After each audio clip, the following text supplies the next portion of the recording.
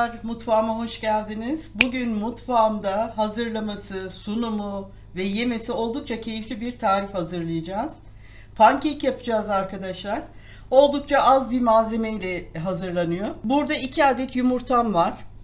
Yarım çay bardağı sıvı yağ, 1 bardak süt, yarım su bardağı toz şeker, 2 bardak un hazırladım ama her zamanki gibi ölçülü koyacağım. Ve birer pakette kabartma tozu ve vanilyamız var.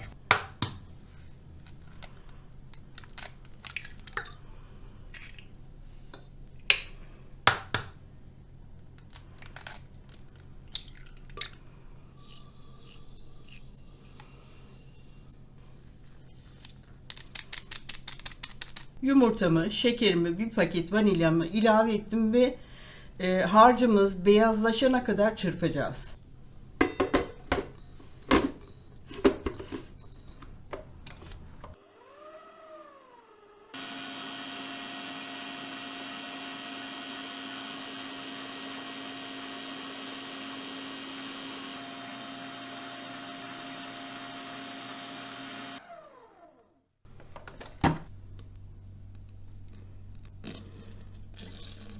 Sıvı yağ ve sütümü de ilave ettim. Çok az çırpacağım bu sefer.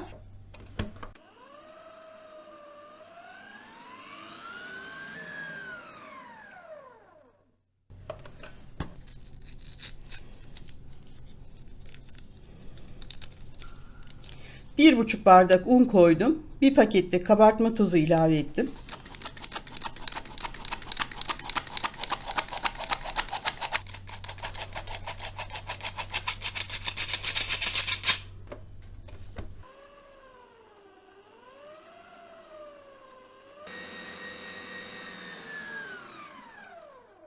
Evet, kıvamı çok güzel oldu.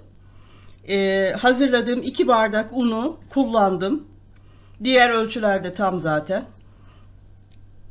Evet, şimdi pişirme aşamasına geçelim. Tavamızın altını yaktım, ısıttım. Şimdi çok hafif bir yağlayacağım. Şöyle peçeteyi yağladım.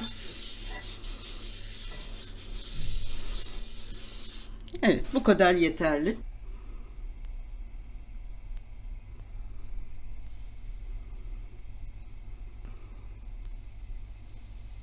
Ben 2,5 yemek kaşığı koydum harcımızdan. İstediğiniz büyüklükte yapabilirsiniz. Üzerinde kabarcıklar oluştu. Şöyle hafiften alıyorum ve ters çeviriyorum. Arkası da pişti. Şimdi bunu alıyorum artık.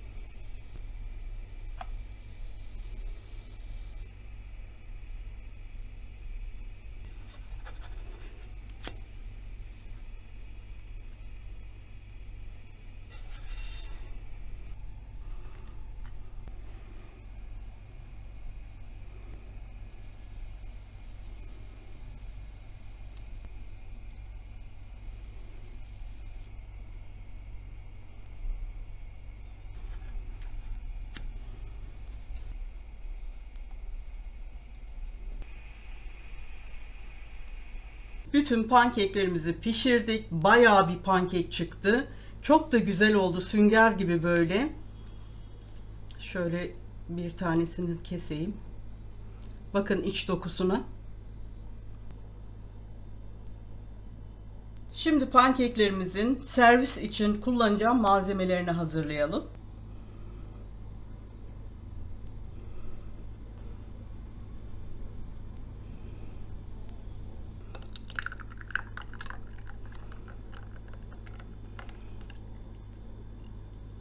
Benim hazırladığım malzemeler serviste arkadaşlar, biraz çilek kullanacağım. Muz ve kivi var meyve olarak. Biraz böyle pul çikolatam var. Fındığı bıçakla biraz küçülteceğim. Süzme balım ve çam fıstıklı çikolatam var erittiğim.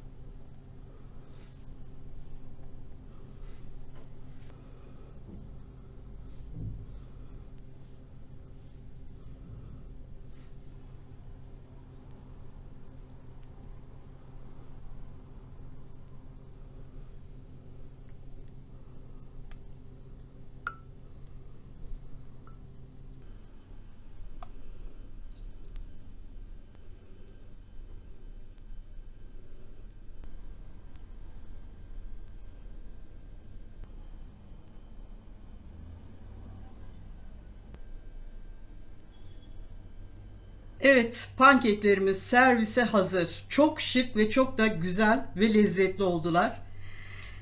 Güzel bir pankek tarifi verdim. Yaparsanız, uygularsanız memnun olurum. Bir dahaki tarifte buluşmak üzere diyorum. Hoşça kalın.